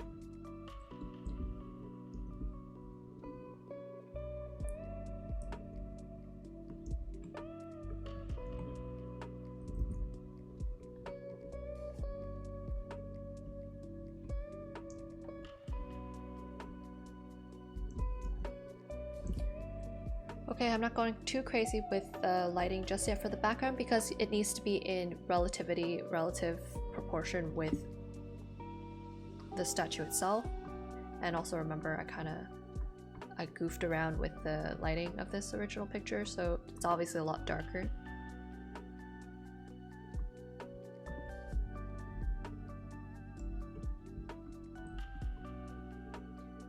And let's mark off where the highlights should be.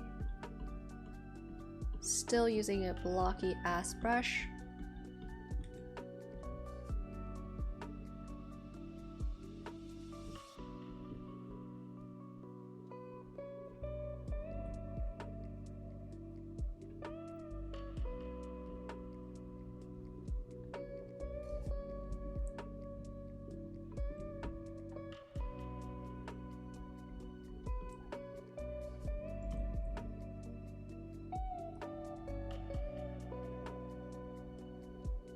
And you're gonna see I simplify the shadow for the cloth over here, because it's not worth you focusing on that. What are your main purpose? You're trying to focus on the statues themselves, so let's not focus on this until the very end, where you feel like you have some time and you can spend some on the fabric itself.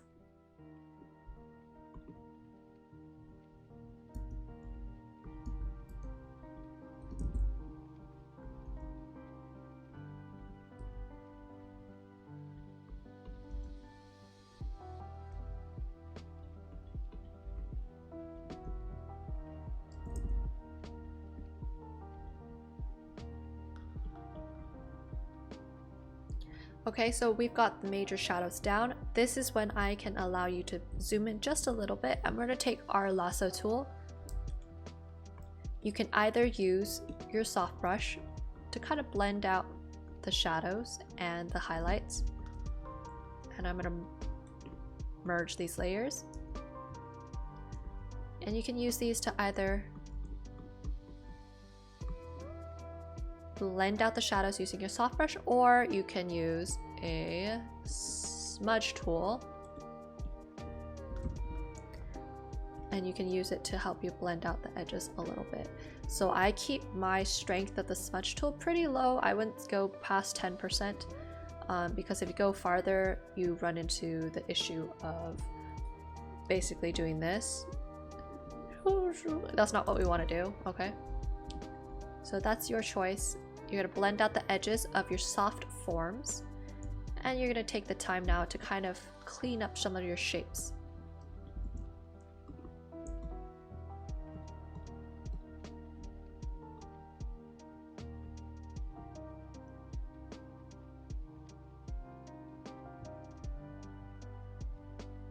Okay, what's the question?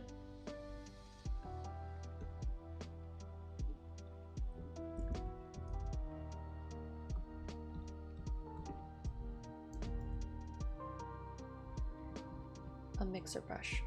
I feel like the mixer brush is best if you actually have colors to mix stuff with, because the mixer brush is going to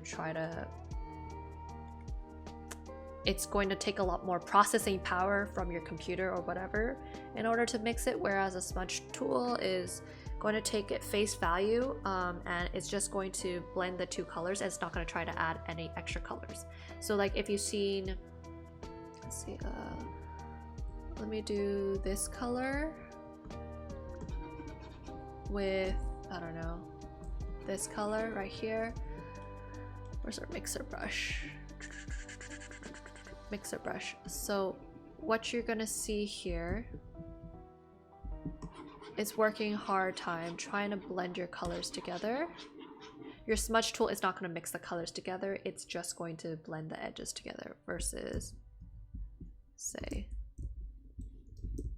okay, so this is mixer brush, it's blending your colors, versus your smudge tool, it's just gonna kind of, this is too strong.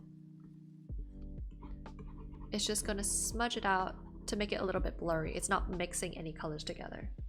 So when you're working black and white, smudge tool is perfectly fine. Whereas if you're working in color, maybe the mixer tool is something you would want to do instead. But true artists would not use those tools. They would be a masochist and they would mix the colors themselves.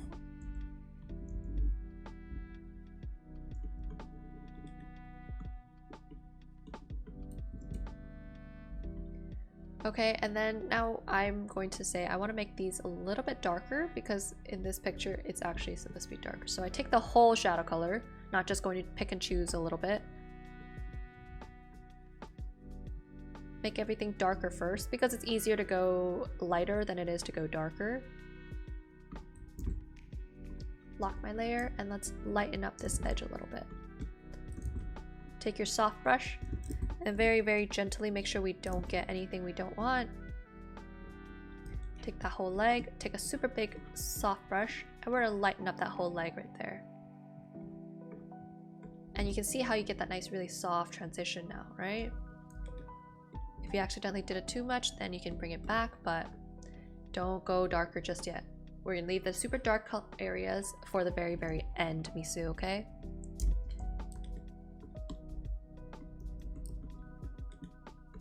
And I like to keep my brush pretty big when I'm blending colors together, so it can get a very nice soft gradual look. Now again, see, we have to make this part lighter. It's much easier to make it lighter than it is to make it darker, so let's take your light color, super big brush, super soft, very gentle, add that color back in there. Same goes for here, we're gonna lasso that section off, add that light back in.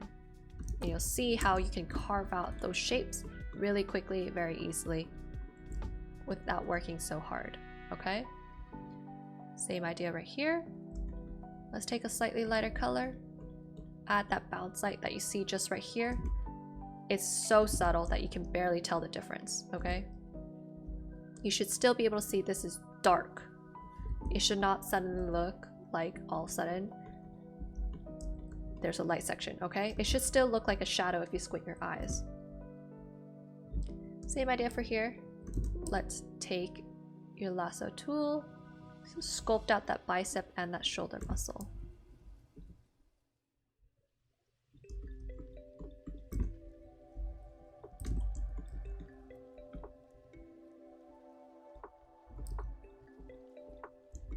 And I want to blend out these edges because her arm is a round shape.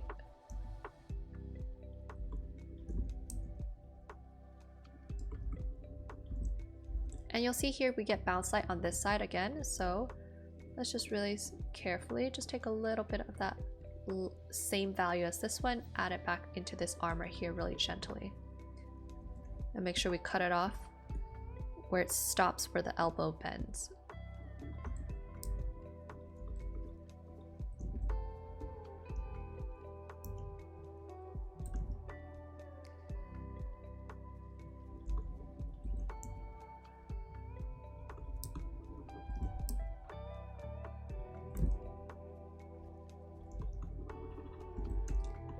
The wing's gonna blend into that shadow, so let's take that area, soften up.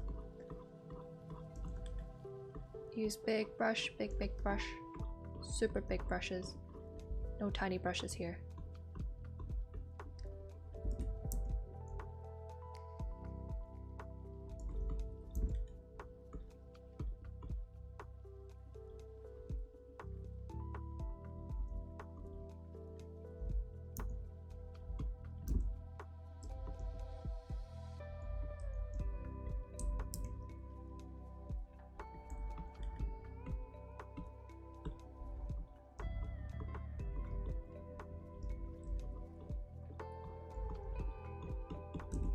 It's a nice battle between the lights and darks right here. And then I'll see that I messed up the placement of that neck, so I'm gonna bring it up a little bit.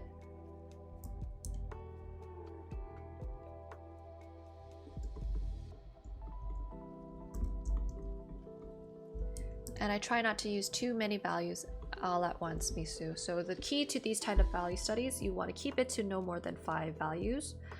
Anything more and you're gonna run into crazy pixelated territory.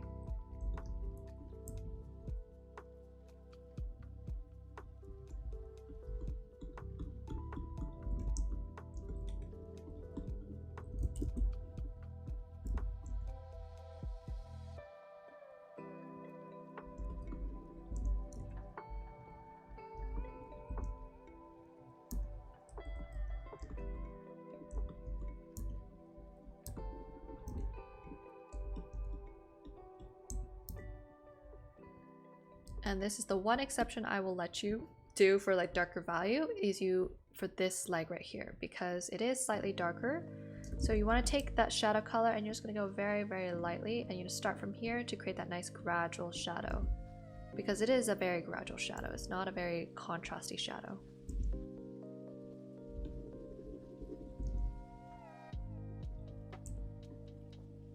I'm going to fix that up right there.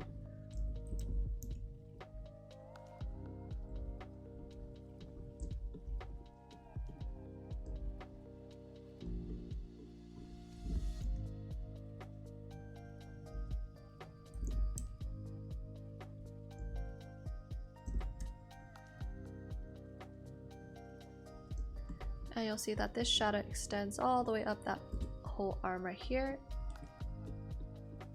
And I'm going super very, very lightly with my brush because I don't want to mess up whatever I've done. The basic shadows are already there. We're just basically adding just transitional shadows.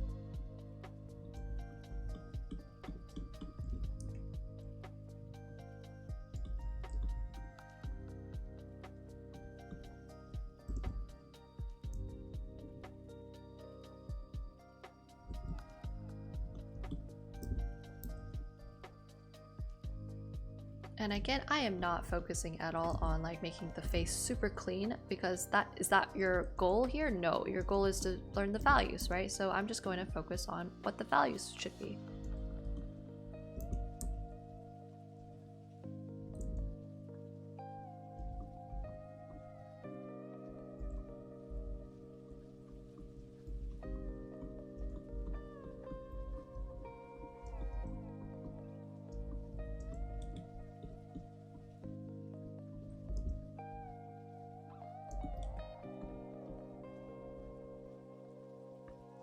Indistinguishable. Yes, but for the first steps, you want to focus on basic shapes. After you've got like most of the basic shapes, then you can start zooming in and cleaning up a lot of the shapes that you've made and make it super, super clean.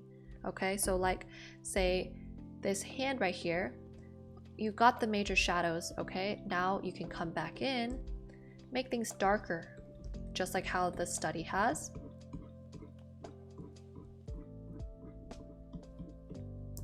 And you can clean it up a lot faster, a lot much easier than say if you were to go at it all at once. Okay, if you try to do it all immediately, you're gonna burn out, you're gonna lose interest, it's gonna take you way too long, and you're gonna be like, why the hell does it not look like the picture? And it's because you don't have the foundation for the picture. Even masters who do studies like this, they have to do it like step by step, break it down into pieces before they slowly build up every single thing. So fixing up anatomies, see? You can do that once you've gotten like a very solid foundation.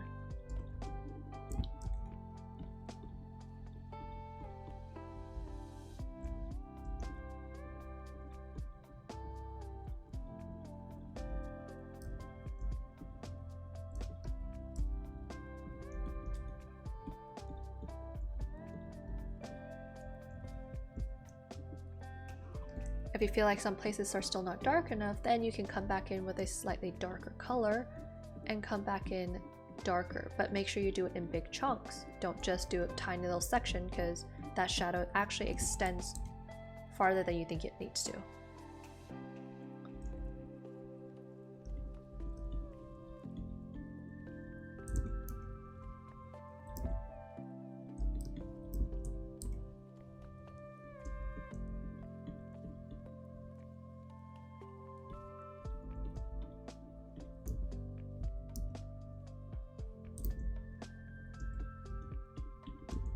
Okay, and then you see how the hand now looks some more similar to that picture, right? But that still is going to take you some time to build up that hand. You can't just all of a sudden jump into the hand. You're going to get lost in this hand, and you're not going to do anything else with the figure. You're just going to be so focused on making sure this hand looks good that you're like, oh my god, it's like 12 a.m. and I still haven't done anything else besides the hand.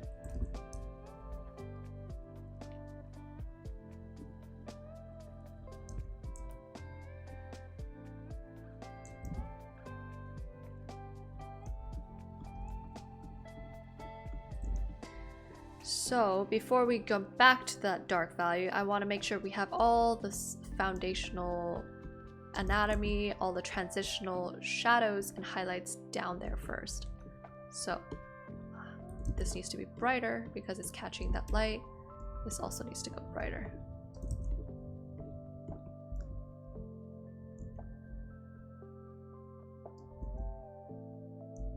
Oh my god, what did I do to here?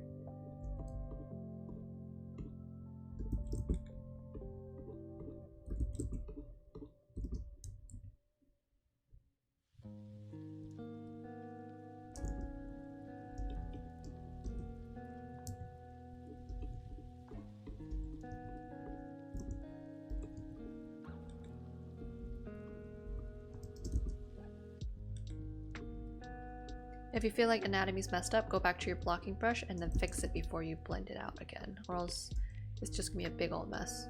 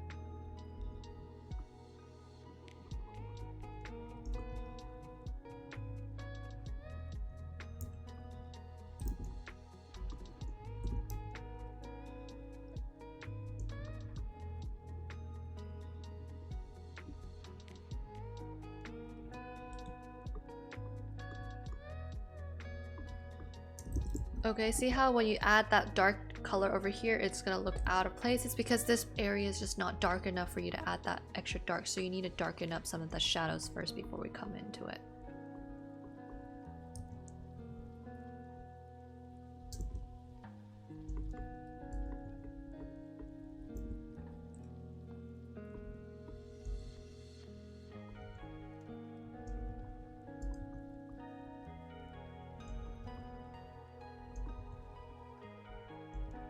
Okay, the face is still really rough. You can come back in and fix it later. I just want to get that shadow in the face right here really clearly before we move on.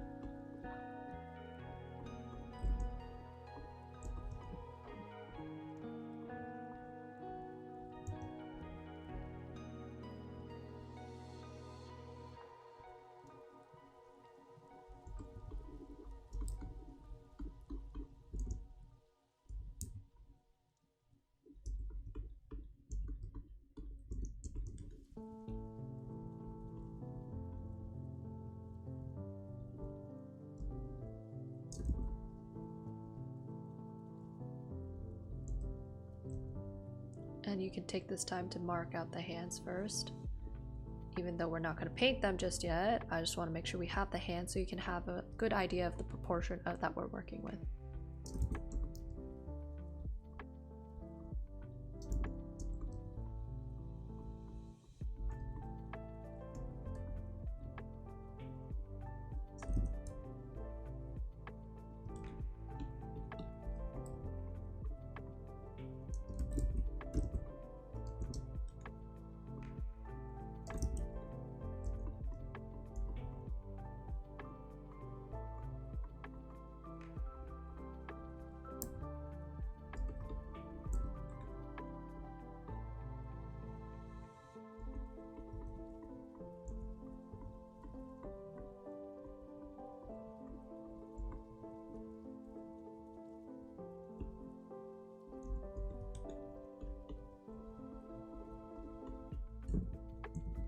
Let's double check where else we need some major shadow issues. This needs to be blended out.